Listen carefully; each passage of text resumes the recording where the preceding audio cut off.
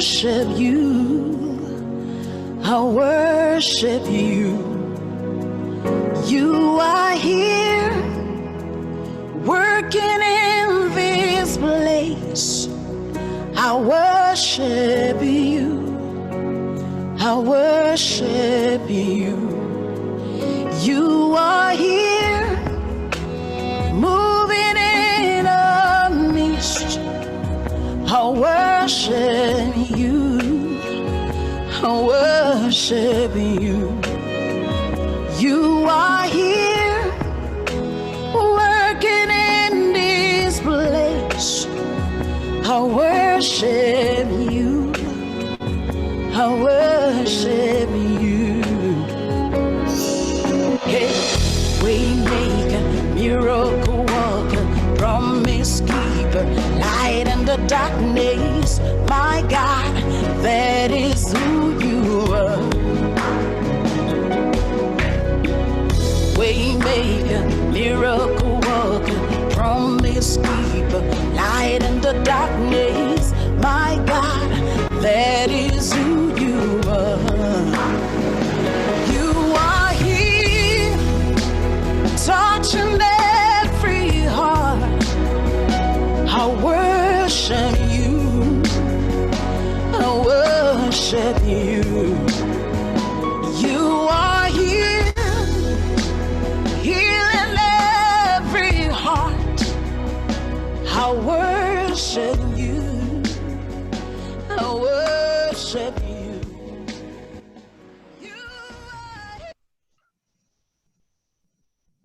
Good evening and welcome to Addiction Webinar Series, Addiction in Context, a Public Health Framework, sponsored by American Baptist Women's Ministries. My name is Reverend Dr. Gina Jacob Strain, and I serve as the Executive Director for American Baptist Women's Ministries. We are thrilled that each of you joined us tonight, and we hope this webinar will provide useful knowledge and resources. In fact, we're pretty confident that it will, and we're glad that you made the time. Our opening prayer tonight includes Philippians 2, verses 1 and 2. Let us pray. Therefore, if you have any encouragement from being united with Christ, if any comfort from his love, if any common sharing in the Spirit, if any tenderness and compassion, then make my joy complete, being like-minded, having the same love, being in one spirit and of one mind. Lord, as we gather for this webinar, bless us. Holy Spirit, remind us that we are one people living in the presence of one God. Allow our time together to be fruitful. Bless us so that we may be united in tenderness, compassion, and empathy. Amen. So welcome. And if this is your first time joining American Baptist Women's Ministries, we want to take a minute just to tell you a little bit about our organization. We are a Christ-centered ministry with a commitment to encourage and empower women and girls to serve God.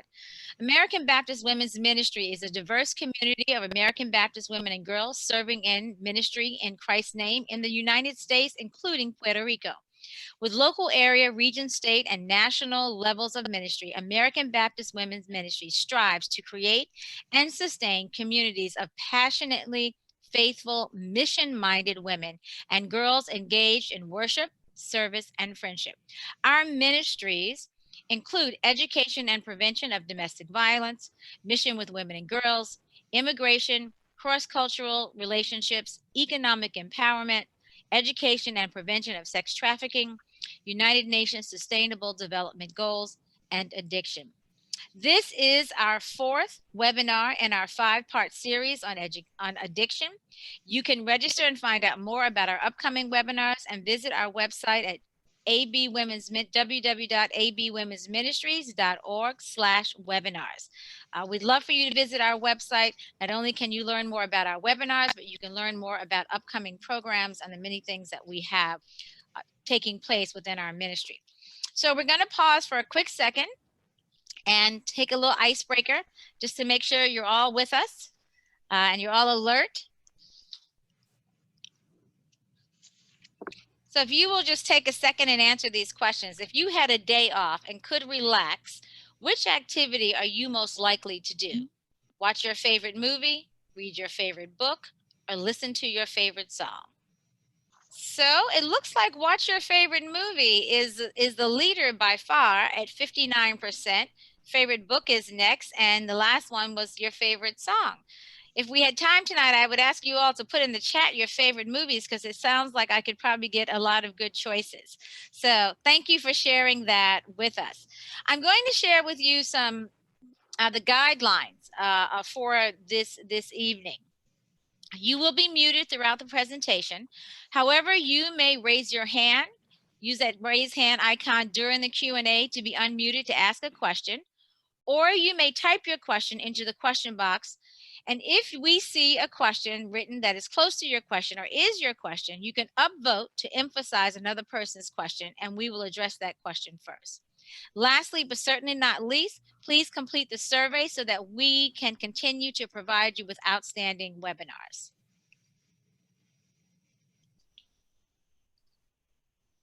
It is an honor to introduce our speaker for this evening. Dr. Onaje Salim is a board-certified counselor, licensed clinician, and highly experienced graduate educator. Dr. Salim is an adjunct professor at University of Southern California, Rosier School of Education, and the Chicago School of Professional Psychology, DC.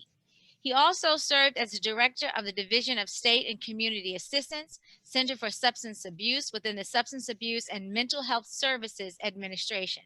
There, he provided leadership to a team of dedicated federal employees in administering the Substance Abuse Prevention and Treatment Block Grant, the State Opioid Response Program, co-occurring disorder and homeless programs, and performance measurement and evaluation activities, including health information technology and technical assistance to all 50 states, affiliated jurisdictions, and eligible tribes. Dr. Salim was the recipient of the 2012 Outstanding Addictions Offender Professional Award by the International Association for Addiction and Offenders Counselors. Without further ado, we turn it over to Dr. Salim. Well, thank you, Gina and Wendy. Thank you, American Baptist Women's Ministries, for this opportunity to engage in information sharing and dialogue about one of the world's most pressing problems. And of course, we probably all go by the adage, think globally and act locally. And so we understand problems in their broadest context and then apply the best practices and principles in our lives, and that's how we make a difference in the world.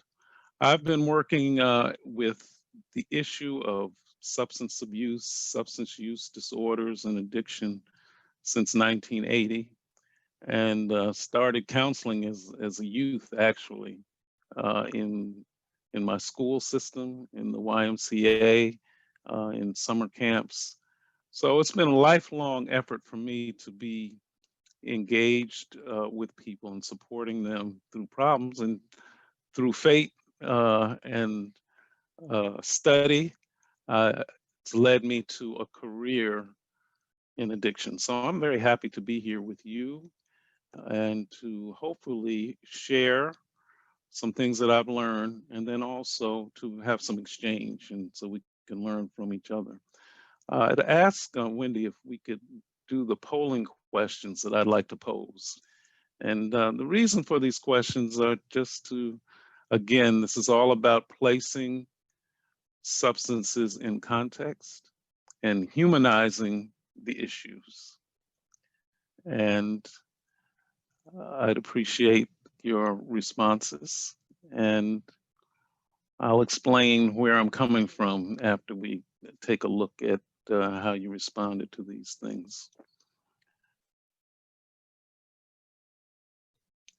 And, you know, while you're answering, I'll go ahead and continue talking about what I mean by the context and the fact that we're utilizing a public health perspective. In public health, we look at populations as a whole, and then we narrow it down to how those behaviors and phenomenon, if I can use that word, can be applied to individuals. So we look at the macro and the micro. And we use metrics to try to understand what's best for communities, what's best for societies, and what's best for families. One of the metrics that we've got received from the UN is that substance use disorders and addiction are ranked number 7 in the global burden of disease. And of course, you can think about maybe some other very serious diseases that rank higher, but 7 is pretty high in the total ranking of all potential problems that human beings have. So can we take a look at how you responded to the question of, do you use caffeine, nicotine? I see. 2/3 or more of us, and I include myself, use caffeine. I'm a coffee drinker. Nobody's using nicotine anymore. I know that the generation that just preceded me, my parents, or I should say my father and uncles and grandfather, all smoked cigarettes. But through public health efforts, I think we've reduced that significantly, and nobody on the meeting tonight is using them. Alcohol, which in American society is considered a rite of passage. It's very common, it's legal. It ranks high in terms of substances that are used. I see about close to 1/3, 29% of us use alcohol in some form. Let's see what else we see here. Have you been prescribed a painkiller, sleep aid, or sedative by a medical doctor? Close to half of us. I mean, and I'm including even if you got a painkiller because you went to the dentist, just for any issue. We know that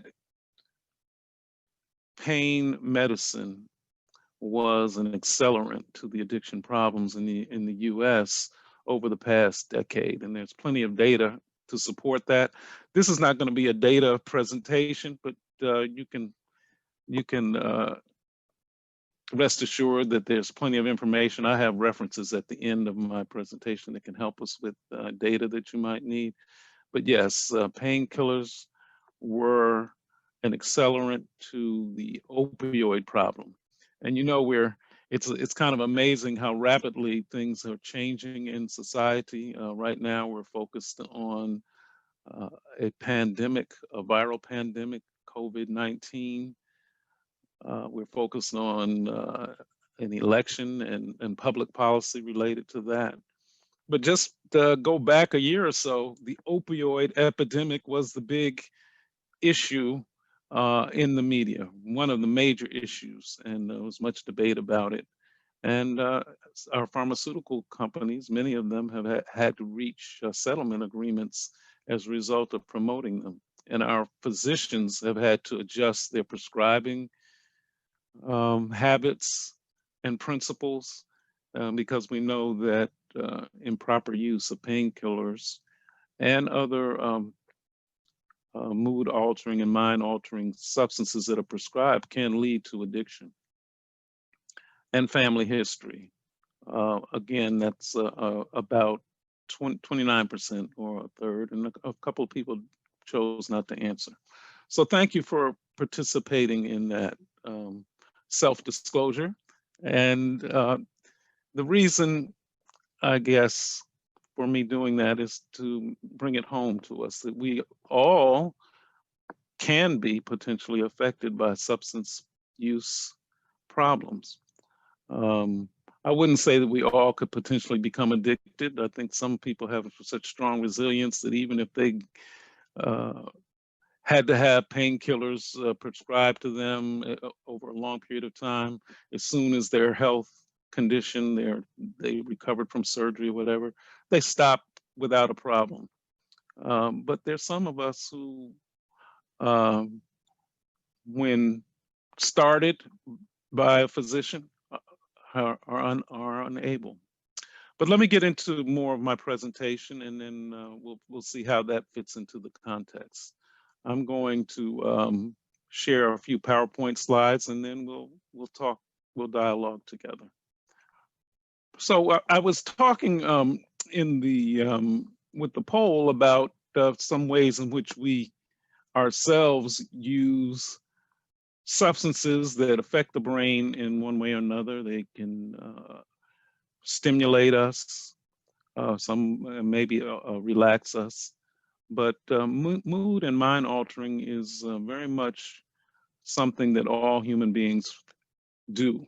In fact, even in our very first icebreaker, we asked, what would we do if we had just time off? Well, you would do something maybe to take you away from the daily stress, the daily routine, to take you to another place, a movie, a book, even a song can do that.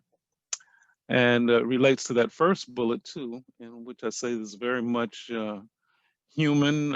It's actually a part of our animal nature, the pleasure principle, that we're all prone to find pleasure, avoid pain, and that we're hardwired when what's called the reward pathway for that. For some of us, the most significant challenge along the reward pathway is just something like sugar, sweet confections and drinks and what have you. And we know that that also may have health consequences. But when we look at this topic tonight, we're talking about more serious problems with substances that can have very devastating effects on thinking, feeling, and behavior. And we use a biopsychosocial spiritual model in the profession to do that. And it's something that you can teach people to use as well, to people in their families and their communities, to help stave off problems of substances. The key issue is that continued use of certain substances cause deleterious and problematic consequences. And often people wonder, well, why don't we just stop? And I think famously a former first lady said, just say no, as if it was that easy. Well, continued use in spite of negative consequences is a hallmark of substance abuse problems, and why you need helping and healthcare professionals to address the issue. I'm advocating public health approaches, and because we look at the population in terms of what works in what settings and what cultures, and what best supports individuals and families in dealing with these issues. And just to put a fine point on it, one of the metrics in terms of the big picture is that in the US, approximately 19 million people at any given time are addicted to alcohol or other substances, heroin, cocaine, and a number of other substances. But also, with regard to the big picture, there are 25 million people in recovery at any given one time. So that part of the equation is larger, and that should give us hope. And having worked in this field for a long time, the people who found their way to recovery and sustained it are the folks who've really given much back to me and kept me strong and resilient in the field. So the public health model looks like this in terms of their various activities, from prevention, risk reduction, screening, treatment, recovery engagement, and recovery maintenance. There are actually evidence-based practices in each of these areas that we understand and promote, and hopefully people can begin to utilize and access as they need. Just so from terms of definitions, current, modern talk about this topic, we really have moved away from referring to substance, drug and alcohol issues as abuse. We find that to be kind of pejorative to the person. So we talk about substance use, substance misuse, and with the pharmaceutical explosion in pharmaceutical addiction and dependency, we've gone to misuse more frequently, the use that can harm self or others. And then addiction, the compulsive use that actually requires intervention. Although occasionally some people spontaneously recover, most people need some type of recovery treatment or recovery support. Going through from use to misuse and addiction, if we think about the public health model, and if you think about yourself, and I always say, what would you rather, and it's been crystallized in this pandemic, what would you rather prevent, treat, or recover from the flu? Well, obviously, we all would prefer to prevent it. And with COVID, that's become even more salient, I believe. What's the scope of the issue? I mentioned 19 million people addicted in any given year. But even pre-addiction, you have binge drinking, for example. And it's not just among college students. We have high school students, and of course, we have adults. One of the biggest challenges in this pandemic era that we're in is getting people to stay home from bars. And it's a significant issue in American culture, our attachment and engagement with alcohol and overuse of alcohol, which we know leads to very serious consequences. I've talked a lot already about illicit, well, not illicit, but prescribed medications that we stop using as prescribed, and that's how it becomes a problem. So it says over 47 million people either used a drug in a non-prescribed manner or used an illicit drug. And this says 21, it's 19 to 21 million meet that criteria for substance use. So before we get into talking with one another with dialogues and Q&A, I just wanted to share with you as a professional, when I'm engaged with working with someone, these are the areas of assessment that I look at. But I think it's also important that if you have a family member, these are areas that you can look at. We call them 6 dimensions of assessment. And most of us across the country use some sort of tool to garner this information, but it's just really based on talking to the person with the problem and talking to their family members or talking to other caregivers. And so we want to know, is the person's use developing, going to the point where they're intoxicated? Intoxication, we know, means that you have a loss of self-control if you're intoxicated. And in the periods immediately following or sometime following, do you have withdrawal? Withdrawal is a clear indicator that you have a problem. If you cannot go without using your substance and having symptoms of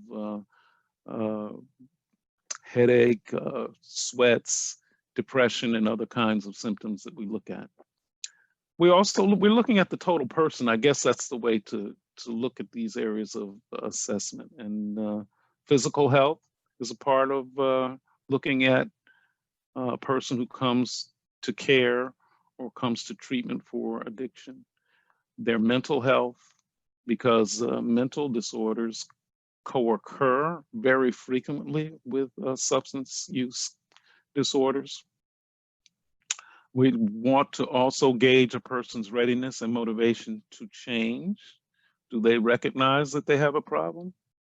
In their recognition, do they want to do something about it? That middle bullet is so key and critical to the outcome of any attempt to help someone with a problem. And assess their relapse and continued use and continued problem potential. And that has a lot to do with their history. Is this a new problem or one that they've been trying for months or years to correct? And the last bullet, recovery environment. I also use the term recovery capital. what available supports? Do they have insurance, Medicaid? Do they have a safe place to stay? Are they around others who are using and encouraging them to use, or encouraging them to reduce their use or to become abstinent? So that's a quick and dirty look at the dimensional assessment tool that we use. And I think I'm pretty much ready to proceed to engaging with you.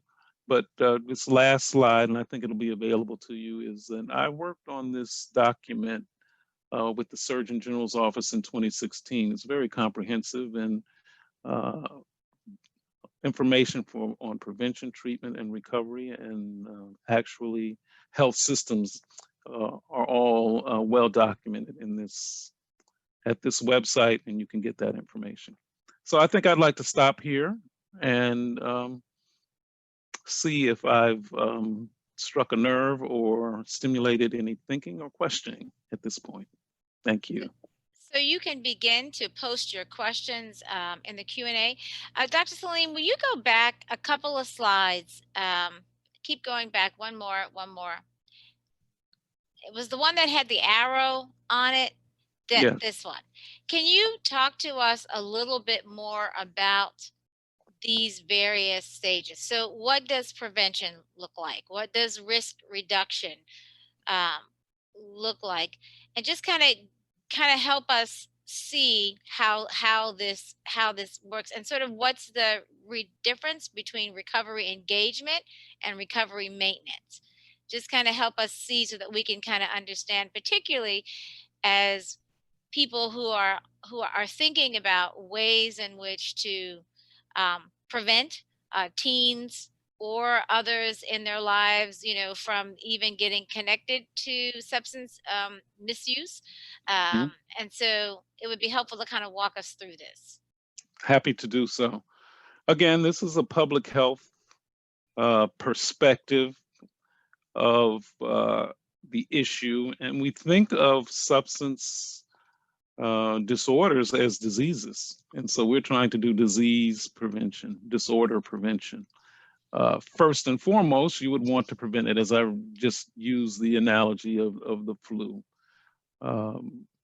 And I guess there's some people say, well, you can't catch addiction, but it can catch you. I'll put it that way. So in prevention, we start at the youngest levels. The metrics that I shared with you are for adults, or actually for humans 12 and older. So the data that I have shared is for 12 and older, but you want to start as early as possible in helping young people understand the risks associated with using substances in an unhealthy way, and making good choices. And so I know that when decades ago we tried to scare children straight, well, that's not necessarily the best practice these days. It's more about what we call protective factors and resilience factors is what we're trying to enhance.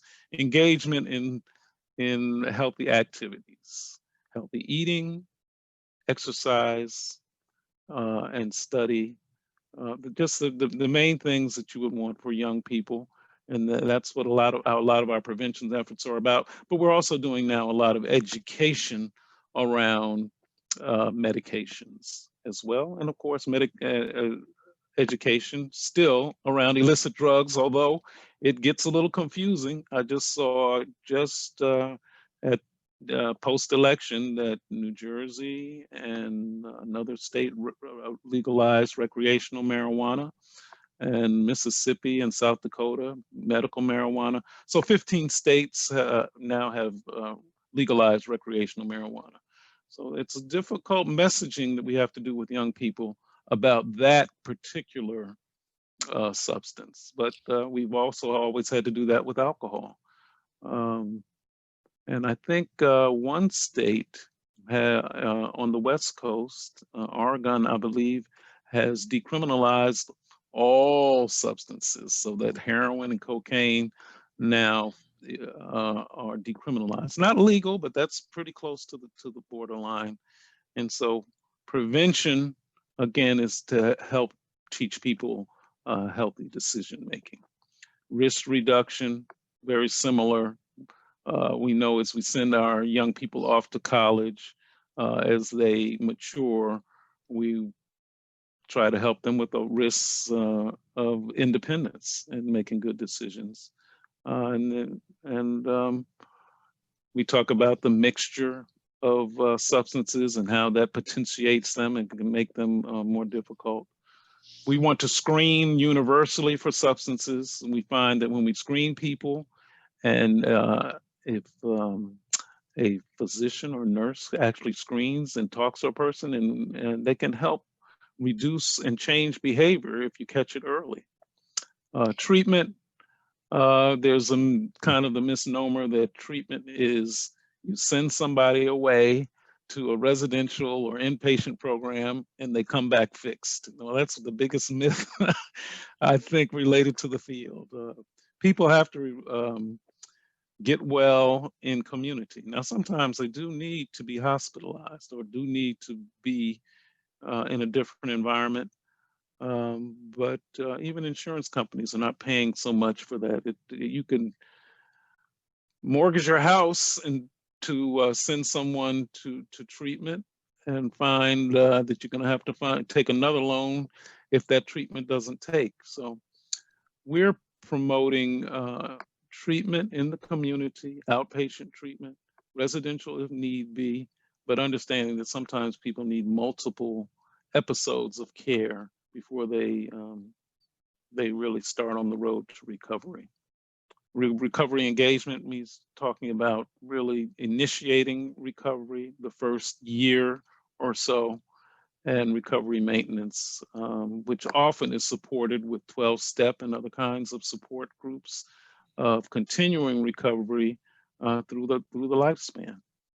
So I hope that was helpful. That's very helpful. Can you say a little bit about, given that states like New Jersey, and I'll speak because I'm in New Jersey right now, that legalizing, or I'm not even sure if it's just if it's recreational marijuana, I guess, but it passed by a huge margin, like 70-30. What should people be saying to their teens? Because there's a lot of misinformation about that. I think we're sometimes when something is legal, then the assumption is that it's not harmful. Right. Well, the National Institute of Drug Abuse is doing a long-term study on the effect of it. But even when I was in high school, we knew of something called amotivational syndrome. And there are jokes that you're not 100% when you use marijuana. You're lowering your potential and you're setting yourself up for other health consequences when you inhaling, either vaping or through smoked products. You're affecting your lungs. And so the consequences and the challenges related to it are what we have to continue to talk about. And like with alcohol, we have to ensure that, try to ensure that it's an adult decision and not condoning it among our young people whose brains are developing through age 21 and beyond. So we have a couple of other questions here. Can you give advice to an untrained person who is trying to support a person in her recovery from drinking wine? Well, of course, support generally is better when you are informed. And you can, for example, if the person is attending a 12-step program, you can go with them. And there also are 12-step support groups even for family members, Nar-Anon, Al-Anon, to name them. But I think the thing to do is just to become informed about the recovery process and find out about the community support groups and their principles. The principles are really written in layman's terms, very easy to understand. The first step is first few steps are very spiritually based, so they're very understandable. And talk to others who are going through a similar situation is what I would recommend. Can you further expound on addiction driven by genetic and brain changes, especially genetics? In other words, can a person be born with a predilection to becoming addicted? Yeah, well, I would just say that we're all on the continuum somewhere of a predisposition, and some of us are much more resilient to it. It's interesting. I think I just read that both candidates for president both claim that they've never taken a drink, or at least do not drink. And so they're example of people in a culture that is awash with alcohol, either don't have the predisposition or knew about it and made a conscious decision to stay away from it. The genetics are very complicated. We don't have a test for that, but one way to gauge it is to think about family history. If you see alcoholism in the family, in the first or second degree, an uncle, an aunt, a grandparent, or parent, then you should be very cautious and consult with professionals, consult with your healthcare provider, and study the information for yourself. So this is kind of a long one. Mm-hmm.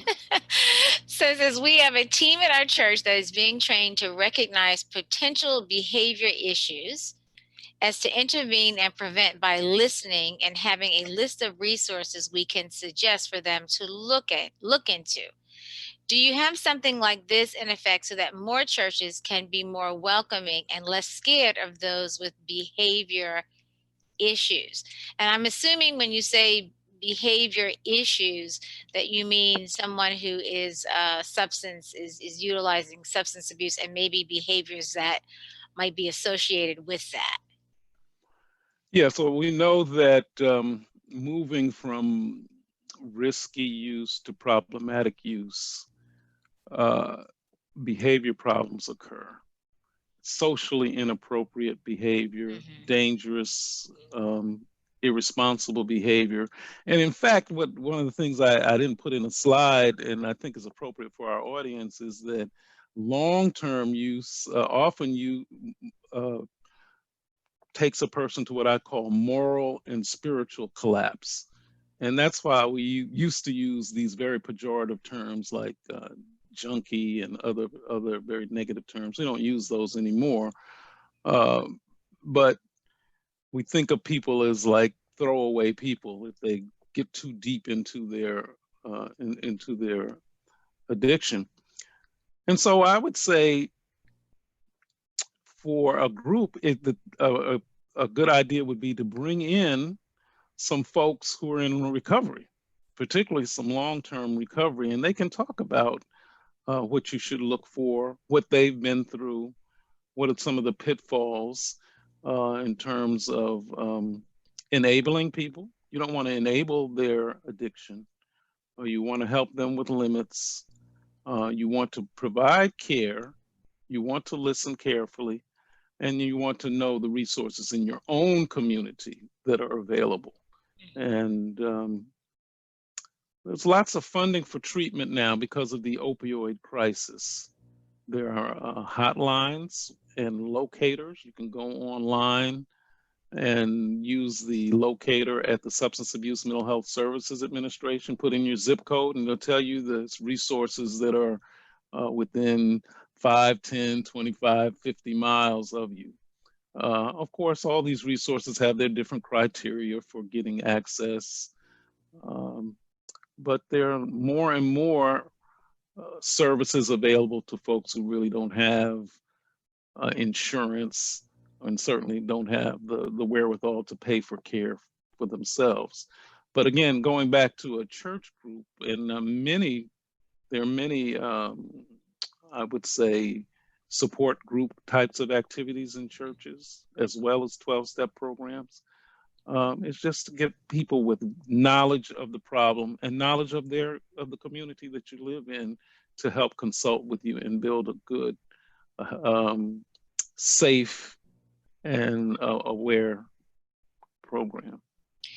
Do you think that because of the opioid epidemic, that doctors now are less inclined to prescribe?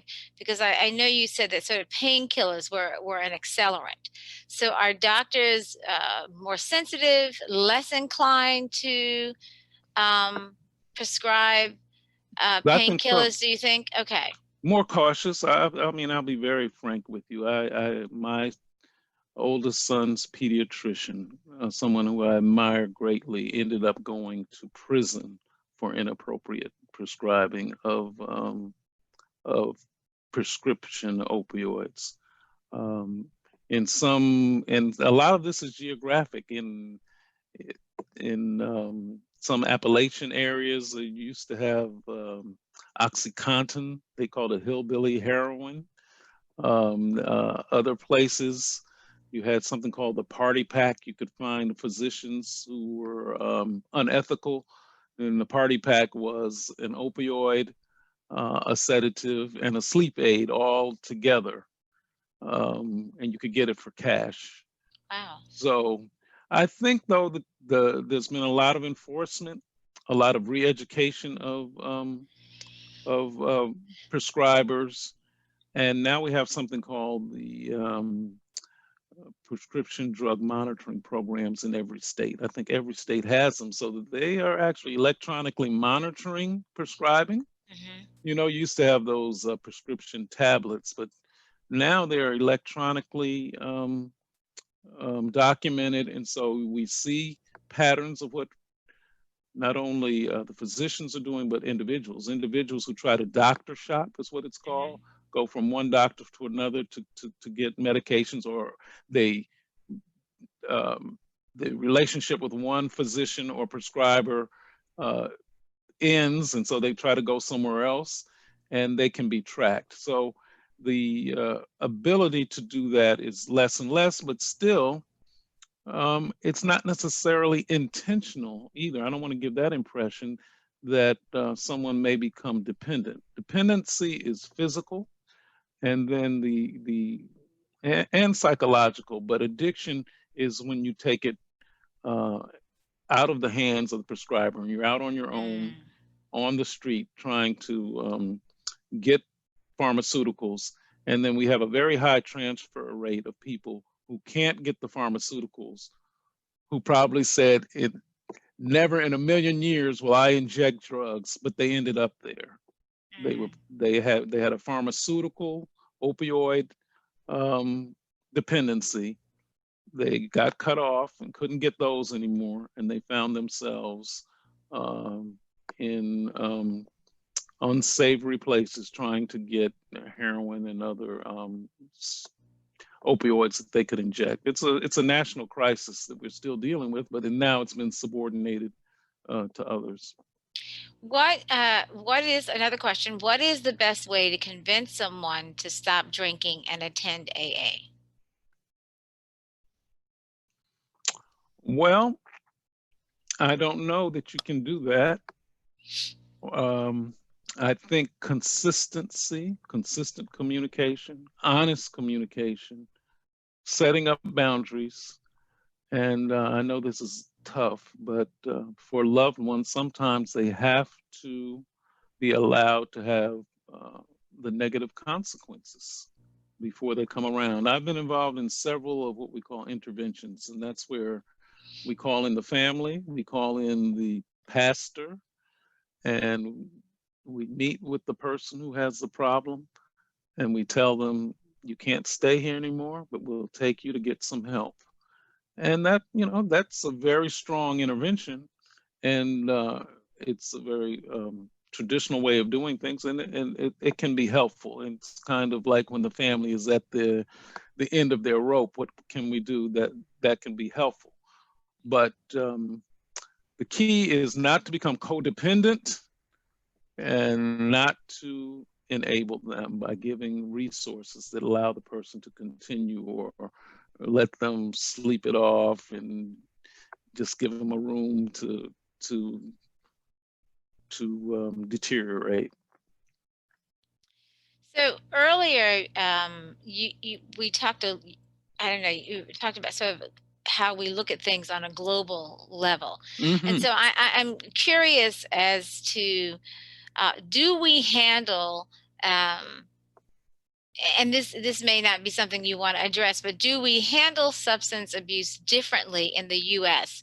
than we might see it in other places? And are the epidemics that like the opioid epidemic, is that global? So it is not just in the U.S., but also we would see that in our, other countries near us. I mean, can you say a little bit about that? Are these things beyond the U.S.? Yes, it's kind of interesting that, for example, the opium poppy producing countries, they don't necessarily have the heroin problem that we have here in the U.S. The U.S. has, as you may know, small percentage of the global population, but a high utilizer of resources. And it has probably the highest demand of illicit substances of any other country.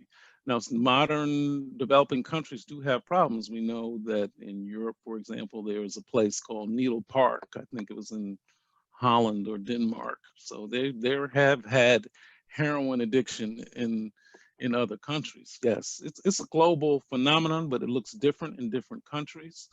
And the U.S. has a very particular problem, and it really fuels the trade, particularly from South America, of heroin and cocaine and marijuana is fueled by the internal demand in the U.S. and the populations of where it's produced. It's nowhere nearly as used as much. But there are other problems in the world. For example, in Yemen, there's a substance called khat that is chewed by 75% of the population. It's damaging to the dental health, and it's a stimulant, stronger probably than caffeine or nicotine, but people use it to keep them going through the day. And it's a significant public health problem. So I would say culturally and geographically, the problems look different. But in the US, we have a particularly serious and devastating drug addiction issue that we still have to address, particularly the opioids and alcohol. But alcohol, I think, is, except maybe in the Islamic countries, is quite a serious issue globally. Well, that I think we have answered everyone's question. Thank you so much. That was really wonderful to be able to give us more perspective, to be able to give us some advice, to give people usable information. I think it's really important for people to realize that we have to be educated about the resources in our communities, particularly as churches seek to be havens, seek to be support for people that find themselves in substance abuse situations, but also to be supportive to families that are trying to do the right thing. So I think this was extremely useful for American Baptist Women's Ministries, very useful for our participants. And they really flooded us with a lot of questions tonight. They were ready. As soon as you open that Q&A, they were ready to start. So thank you so much, Dr. Salim. This has really been, wonderful and very educational and informative for us. All right. Well, I would just add that in addition to professionals like me, remember that metric that I shared, 25 million people in recovery. So they're distributed throughout the country, and many of them are sitting on pews and sitting right next to us in our churches, and are willing and able to consult and help us develop the kind of responses that would be helpful in our churches and in our communities. Thank you again, Dr. Saline, for the wealth of information you have provided us tonight. And thank you for the guests who joined us tonight. Following this webinar, you will receive evaluation to complete. Please complete this evaluation as we rely on your input as we plan future webinars. Join us for our next Addiction Series webinar, Equipping Families to Deal with Addiction, on December 3rd. You can register online at www.abwomensministries.org/webinars. Stay connected with American Baptist Women's Ministries. Continue to visit our website at www.abwomensministries.org, and you can follow us on Facebook, Instagram, and Twitter. We hope that you have enjoyed this webinar and you have learned from it. Please consider giving a gift to American Baptist Women's Ministries. With your support, American Baptist Women's Ministries can continue providing these webinars for free to provide resources and information for women and groups. Give now by going to AmericanBaptistWomen'sMinistries.org/give, or you can text ABWM to 44321. Or you can give by check and mail it to the American Baptist Women's Ministries office. Thank you for supporting American Baptist Women's Ministries. Now I turn it over to Reverend Dr. Gina Jacobs-Shane for the closing prayer. Tonight, our closing prayer is going to come from Psalm 67. And again, we thank each of you for being here with us tonight. We know that this is a time where many people are consumed with what's taking place in our public policy as it relates to the election. So we appreciate you taking the time to find out about something that's so important. Please remember that this webinar, as all of our webinars are, will be on our website. So if you have friends who couldn't make it tonight, please make sure that they go to the webinar and go to our website so that they can see this as well as all the other webinars that we've had this year, particularly in this 5-part addiction webinar series. So I close tonight with Psalm 67. And it says, "May God be gracious to us and bless us and make his face shine on us, so that your ways may be known on earth, your salvation among all nations. May the peoples praise you, God. May all the peoples praise you. May the nations be glad and sing for joy, for you rule the peoples with equity and guide the nations of the earth. May the peoples praise you, God. May all the peoples praise you. The land yields its harvest. God, our God, bless us. May God bless us. May our God, who is from everlasting to everlasting, bless us, bless our land. Help us to stay united as one people in the presence of one God. Amen, and thank you. Every heart worship you. I worship you. Hey, we make a miracle walking, promise keeper, light in the darkness. That is who you are. Yeah, we make a miracle walking, promise keeper, light in the darkness. My God, that is who you are. You wipe away all tears. You mend the broken heart. You're the answer to it all.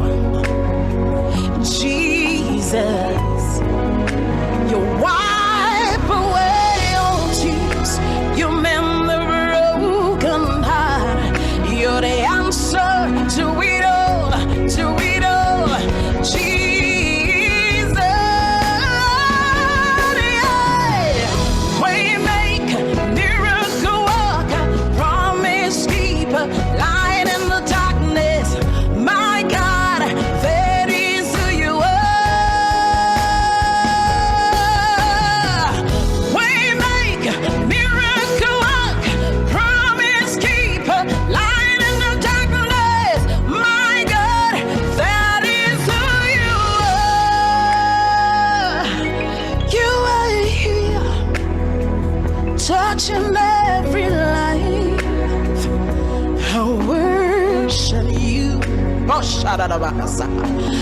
worship you. You are here, meeting every need. I worship you. I worship you. Oh, de de de de, bo shande amazeke ame.